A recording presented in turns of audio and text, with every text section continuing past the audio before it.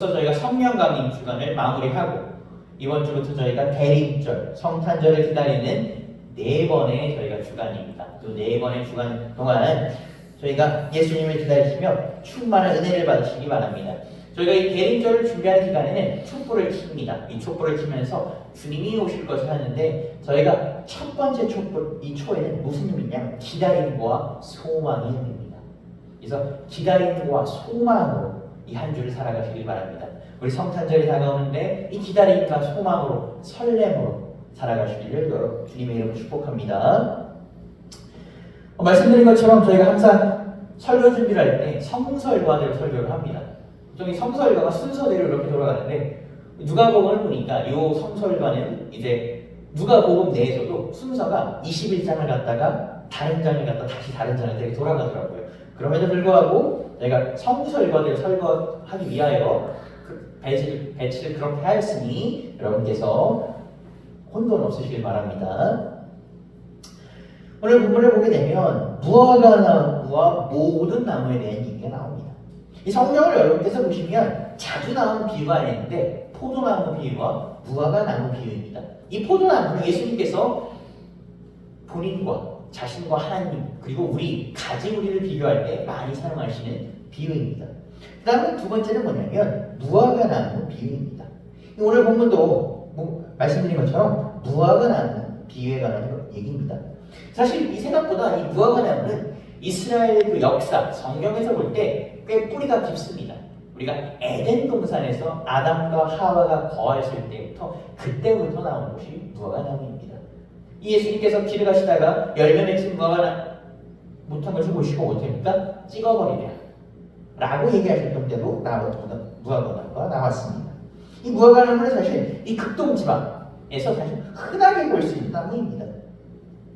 오늘 본문에서 예수님은 무화과 나무를 보시면서 여름이 가까이 온 줄을 너네가 안다라고 이렇게 얘기하십니다. 우리 무슨 의미인지 같이 한번 살펴보도록 하겠습니다. 누가복음 21장 29절에 32절 제가 읽어드리겠습니다. 이에 비유로 이르시되 무화과 나무와 모든 나무를 보라. 싹이 나면 너희가 보고 여름이 가까운 줄을 자연히 아나니 이와 같이 너희가 이런 일이 일어나는 것을 보거든 하나님의 나라가 가까이 온 줄 알라. 내가 진실로 너에게 말하노니 이 세대가 지나가기 전에 모든 일이 다 이루어지리라. 아멘. 이 오늘 누가복음에 나온 무화과 나무 비유는 이 공관복음서 다른 마태복음, 마가복음에서 나온 매우 중요한 비유입니다. 물론 이 마태복음과 마가복음은 무화과 나무에만 얘기하지만 이 누가복음은 아무래도 이방인들을 위한 책이기 때문에 무화과 나무와 플러스 뭐라고 해요? 모든 나무라고 해서 이방인들을 좀 더 가리키는 직접적인 의미로 해석을 합니다. 똑같은 말에 대해서 이 화자가, 이 기자가 강조하기 위하여 이렇게 모든 나무라는 단어를 넣었다라고 보시면 되겠습니다. 이 무화과 나무는 보통 늦봄에 열매를 맺는다고 합니다. 그래서 이제 이스라엘 사람들은 무화과 나무가 열매 맺은 것을 보게 되면 아하, 얘네가 뭐겠다 이제 여름이 오는 것을 알겠다라는 하나의 지표가 된다고 합니다. 우리도 이제 봄이 되면 우리가 민들레가 피고, 그렇죠? 봄 나물이 자라고 이런 걸 보면 이게 봄이 오겠구나 라고 하는 것처럼 계절을 하나 보여주는 지표였다고 합니다. 예수님께서는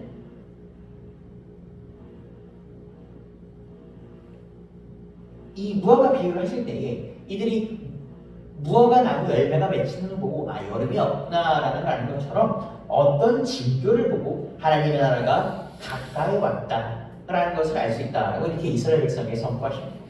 하나님 나라가 임하기 전에 징조는 다 보았다고 합니다. 첫 번째, 앞절에 나와 있습니다. 제가 읽어드리겠습니다. 백성들과 땅에는 환난과 진노가 있다. 두 번째, 이방인들에게 예루살렘이 밟힌다. 세 번째, 여러 가지 관련된 증거가 있으며 사람들이 공포에 떨고 있다. 네 번째가 중요합니다. 인자가 예수님께서 구름을 타고 능력과 큰 영광을 오는 것을 본다. 사람들이 본다라는 것입니다. 이제 이 모습을 사람들이 봤을 때 무화과 나무 열매가 맺힌 걸 보고 곧 여름이 오겠구나 라고 생각하는 것처럼 하나님의 나라가 곧 임박하였다 라는 것에 대해서 안다라고 얘기합니다.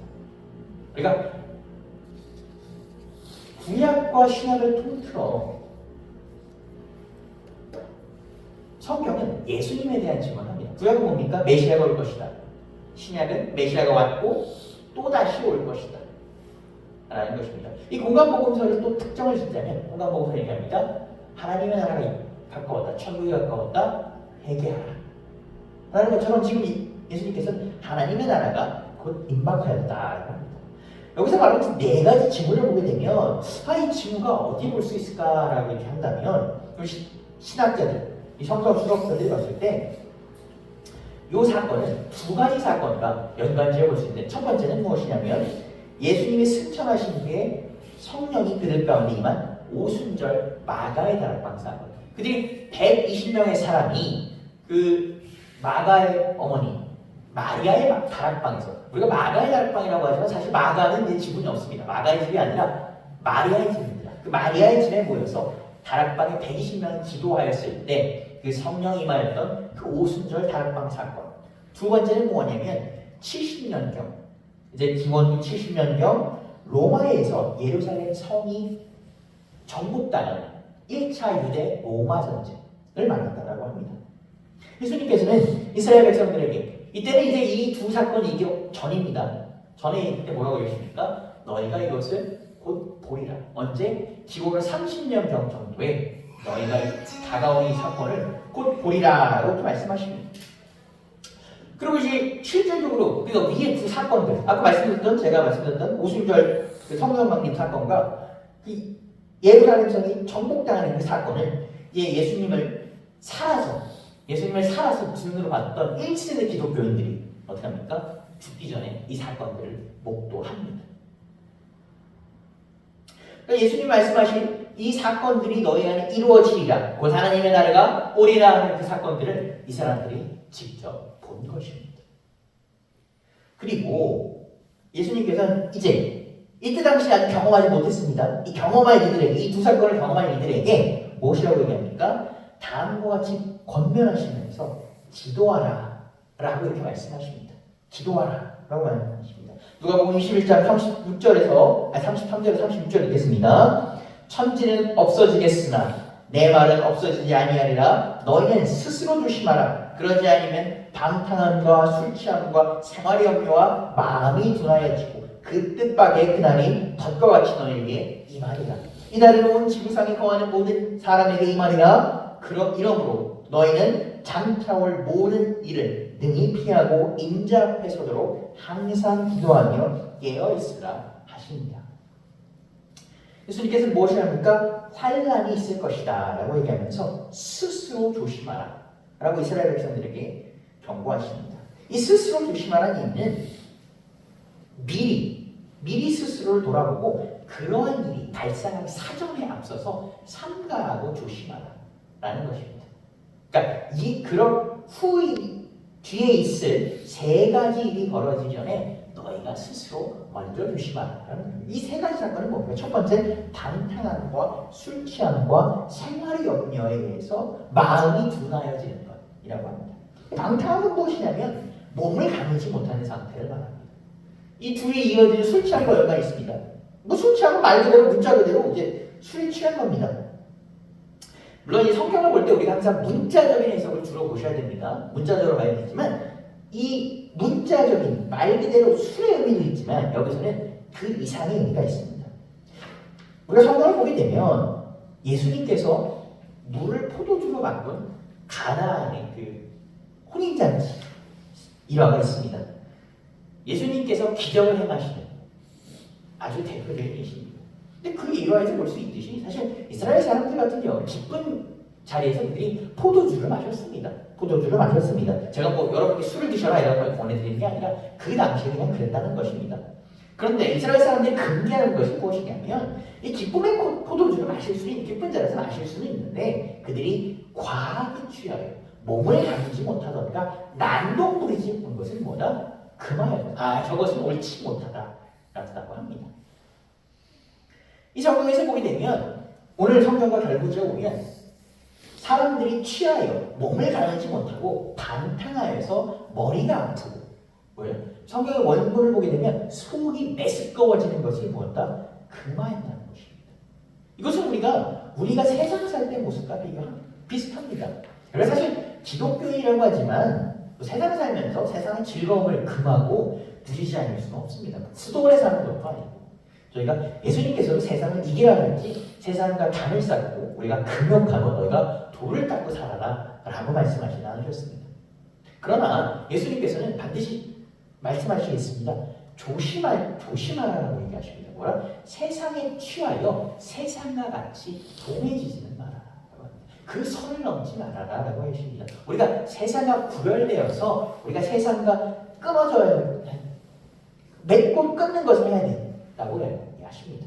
우리가 조심하지 못하고 이 기분 좋은 포도주를 한두 잔 마셔서 한두 잔 마시는 것이 넘어서서 취하여서 우리가 머리를 마비시키고 행동을 마비시키고 우리가 방탕하고 취하는 것을 조심하는 것과 같다는 것입니다. 더 나아가서 예수님은 우리에게 뭐라고 얘기합니까? 마음의 염려. 성경 원서를 보면 짓눌림이라고 합니다. 즉 양심의 가책을 둔화시키는 것을 하지 말라고 합니다. 우리가 우리가 술에 취하여서 머리와 마음을 혼탁하면 어떻게 됩니까?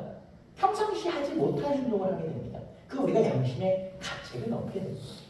요즘 사실 뉴스를 보게 되면 술에 취하여 혹은 술에 취하지 않아도 술에 취한 것처럼 잘못하고도 우리가 마음의 무거움을 느끼지 못하는 사람들을 보게 됩니다. 이들은 너무 당당합니다. 마치 우리가 알고 있는 그런 삶의 그런 지식들, 우리가 알고 있는 그런 것들이 잘못된 것처럼 너무 당당합니다. 성경은 우리가 얘기합니다. 우리가 머리와 몸을 가리지 못할 때, 우리가 취해 있을 때 이것은 마치 덫처럼 다가온다. 덫은 무엇입니까? 우리를 올가매어서 벗어나지 못하게 하는 것입니다. 예수님께서는 분명히 무엇입니까? 하나님의 나라가 너희에게 임할 것이다. 인자가 영광과 구름을 타고 너희에게 다시 올 것이다. 라고 얘기하십니다. 그렇게 되려면 우리가 그때에 예수님과 함께 있으려면 어떻게 되나라고 얘기하십니까? 예수님께서는 우리가 그렇게 하는 사람들처럼 행동하지 말고 깨어있고 술 취해 있지 말라라고 하십니다. 왜 그러냐? 이것이 중요합니다. 이스라엘이 망하는 날 같은 그 날이 모든 사람들에게 오기 때문입니다. 일부에게만 오는 것이 아니라 모든 사람들에게 온다는 것입니다. 사실 우리가 예수님께서 오실 그 마지막 날, 우리가 또 예수님의 초림과 재림을 되게 즐거워하며 기쁜 날이라고만 생각합니다. 그런데 어느 목사님 그러시더라고요. 사실 믿지 않는 사람들, 준비되지 않는 사람들이 뭐다? 이날은 그 사람들 입장에서는 오지 말아야 되는 날일 수 있다는 것입니다. 왜? 이날은 마지막 날이기 때문에 준비되지 않은 자에게는 축복이 없다는 것입니다. 하나님은 예수님 성경에서 매번 얘기하십니다. 그날이 오고 내가 너에게 다시 올 텐데 깨어서 준비하라. 마치 10처녀가 있는데 신랑이 언제 올지 몰라 기다리는데 5명은 기름을 갖고 있는데 5명은 그렇지 못하였다. 가장 잘못된 것이 무엇이다? 준비하지 않는 것이다. 그 5처녀처럼 잔치에 들어갈 수 있도록 준비하라. 라고 이렇게 말씀하십니다. 예수님은 아까 말씀드린 것처럼 우리에게 깨어 기도할 것을 권면하십니다. 깨어 기도하라고 말씀하십니다. 예수님은 내가 너희에게 다시 올 텐데 그날 너희가 내 앞에 서서 인자 앞에 서서 설 수 있도록 취하지 말고 깨어서 기도하라 라고 얘기하십니다. 예수님이 다시 오실 때 우리는 어떻게 오십니까? 구원자로 오시지만 심판자로도 오신다고 합니다. 우리는 예수님 앞에 섭니다. 두려움과 떨림과 힘듦으로 섭니다고 합니다. 그 예수님 앞에 당당히 설 수 있으려면 우리가 어떻게 된다고 하십니까? 예수님께서 깨어 기도하라. 내면을 갖고 붙잡고 기도하라 라고 말씀하십니다. 아까 말씀드린 것처럼 우리 12월 한 달은 무엇입니까? 예수님을 기다리는 이 대인절 기다림을 지킵니다. 기다림과 소망으로 지키는 것입니다. 우리가 깨어 기도할 때 이것은 기다림과 소망입니다. 깨어 기도하지 않을 때는 무엇입니까? 불안과 우리가 두려움입니다. 아이러니하게 2000년 전 이스라엘 사람들은 예수님의 초림을 기다렸습니다. 이들은 누구보다도 기다려. 왜? 이들이 너무 고생을 했기 때문에 막 다치고 그랬기 때문에 도대체 메시아는 언제 오는가? 우리가 메시아 보는 그 하나만 믿고 사는 사람들이었습니다. 그런데 그들은 아이러니하게 메시아가 눈앞에 왔을 때, 앞에 있을 때, 그들 앞에서 직접 보았을 때는 어떻게 됩니까? 믿지를 못하였어요. 그들 앞에 왔을 때는 뭡니까? 메시아가 온 것을 믿지 않았습니다. 시간이 2000년이 지났습니다. 그리고 오늘 지금 이 순간 예수님께서 우리에게 어떻게 하십니까? 다시 그날 오셨던 것처럼 다시 내가 너희에게 부름과 영광을 타고 올 것이다 라고 이렇게 말씀하십니다. 이스라엘 백성들이 예수님을 기다렸던 것처럼, 기도했던 것처럼 하나님 앞에 우리가 이 어려운 가운데 우리를 구원할 왕, 메시아를 보내주소서, 이 어려운 환난 가운데 우리를 건져낼 메시아를 보내주소서 라고 기도했던 것처럼 우리는 기도해야 됩니다. 그리고 이스라엘 백성들과는 달리 예수님 앞에서 깨어있어야 합니다. 그들은 기도했던 것은 맞습니다. 그러나 예수님 앞에서 깨어있지는 못했습니다. 그렇기 때문에 메시아가 메시아인 것을 알지는 못했습니다. 그리고 예수님은 우리에게 이렇게 얘기하십니다. 깨어 기도하라. 2000년이 지난 지금도 우리에게 이렇게 말씀하십니다. 깨어 기도하라. 내가 너희와 함께할 것이다. 내가 다시 올 것이다. 그때 그 때를 위하여 뭐야? 깨어 기도하라. 그 날이 언제가 될지는 모르겠지만 깨어 기도하라. 그 10처녀 중에 5처녀가 천국잔치만 했죠. 하늘나라가, 하나님의 나라가 곧 임할 것이니 기도하라고 합니다. 항상 드릴 말씀이지만 예수님도 말해 천국에 대해서 하나님의 나라가 언제 올지는 모릅니다. 뭐 내일 올 수도 있고, 아마 여러분과 우리가 기독교인들이 많이 예수님께서 다시 오신다라고 하지만 예수님께서 내일 오신대, 10년 있다 오신대, 어쩌면 내가 사는 날까지 오신대 라는 것을 막연하게 생각하지만 우리가 마음이 사실 안 오는 일이 많습니다. 무슨 소리 제가 이제 어떻게 보면 믿음 없는 얘기일지 모르겠지만 청년 하나요. 운전을 참 잘하는데 운전을 160km 생각했습니다. 그러면 사고 나야 되니까 조사님 우리 예수님 믿어서 빨리 하나님 나라로 가면 되죠. 제가 그랬습니다. 난 아직 결혼도 못했는데 그렇게 빨리 가면 어떻게 해야겠어요. 우리가 올 거는 알고 있습니다. 올 걸 기다립니다. 그런데 막상 온다고 하면 그게 오시겠지 라고 이렇게 보입니다. 인간이 사실 제일 어려운 것이 뭐냐면 막연한 것을 보는 것입니다. 쌍쌍 우리 기독교인들이 이렇게 얘기합니다. 아예 막연한 것을 보고 있어. 막연한 것을 보고 있어. 그런데 성경은 또 우리 감리교 신앙 말씀이 이렇게 얘기합니다. 하나님의 나라는 온다, 올 것이다. 그리고 예수를 믿는 우리 앞에 지금 함께하는 것이다 라고 합니다. 여러분, 예수님께서 우리에게 함께 있다고 생각해 보십시오. 여러분이 우리 지금 예수님께서 우리 앞에 있다고 생각을 해보십시오. 우리가 술 취할 수 있고 방탕할 수 있고 마음이 틀어질 수 있겠습니까? 우리와 함께 깨어 기도, 지금 우리 옆에서 예수님께서 함께 기도하신다고 한다면 우리가 함께 기도하는 것입니다.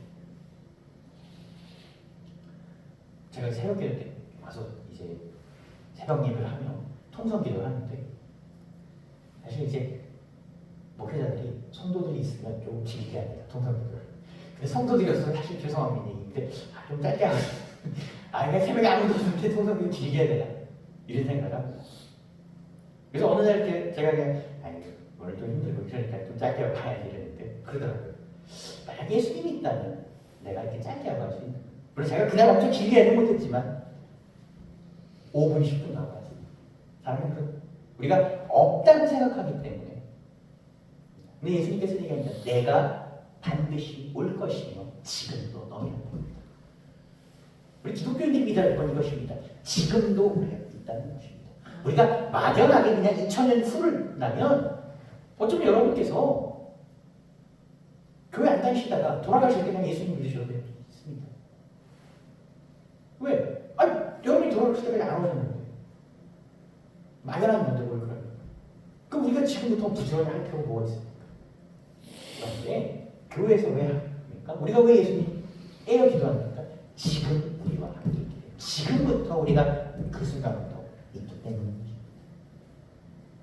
우리 오늘은 2024년 12월의 마지막 한 달을 시작하는 첫 일입니다. 이 마지막 한 달은 한 해를 준비한 중요한 순간입니다. 이 중요한 순간입니다.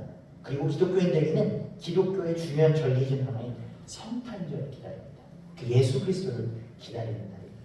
여러분, 예수 그리스도를 소망과 우리 기다림으로 소명하시는 그 한 달 동안 여러분이 깨어서 기도하여 준비하시기 바랍니다. 깨어 기도하시기 바랍니다. 주님이 나와 지금 함께 있다. 내와 함께 있다. 내 옆에서 내 손을 붙잡고 나와 함께 기도하고 있다. 내가 이 기도하는 것이 그냥 공허한 나 혼자 그냥 여러분 생각해보세요. 제가 새벽에 혼자 여기서 막 기도하는 생각해보면 남들이 보면 뭐라고 생각합니까? 정신 이상한 사람입니다. 제가 우스갯소리로 새벽 보면서 차를 오면서 그런 생각합니다. 혹시 만약 소리가 커서 이제 통성 기도하는데 주민들이 자다가 시끄럽다고 어떡하지? 좀 이상한 사람 혼자 소리스로 기도한다면 어떡하지? 그렇지 않습니까 여러분? 아무도 들어주는 사람이 없다면 저의 기도는 그냥 시간 낭비입니다. 새벽에 와서 소리를 뭐 하는 겁니까? 근데 여러분 생각해 보십시오. 나와 함께 하십니까? 만물의 주이십니까? 찬물 본자에 계시니까 이 땅에 와서 지금도 이 땅에 국어 살펴 내려와서 나의 기도를 들으신다고 한다면 나와 함께 한다고 생각한다면 우리가 이 깨어 기도하는 이 순간은 뭡니까? 너무 중요한 순간인 것입니다. 여러분 취하지 말며 깨어 기도하며 한 달을 보내시며 예수님을 간절히 바라시길 바랍니다. 아멘. 우리와 함께 해달라고 우리 함께 와달라고 여러분 기도하십시오. 우리의 기도를 들어달라고 간절히 기도하시는 여러분이 되시길 바랍니다. 아멘. 기도하는 자에게 주님이 응답하십니다.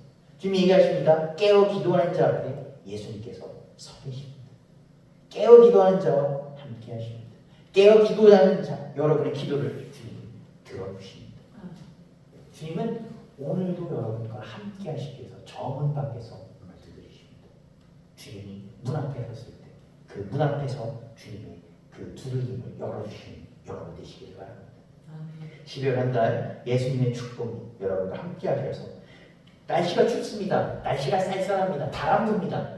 그 바람 부는 이 겨울, 눈 오는 이 겨울 주님의 사랑으로 따뜻함을 느끼시는 여러분 되시기를 주님의 이름으로 축복합니다. 기도하시겠습니다.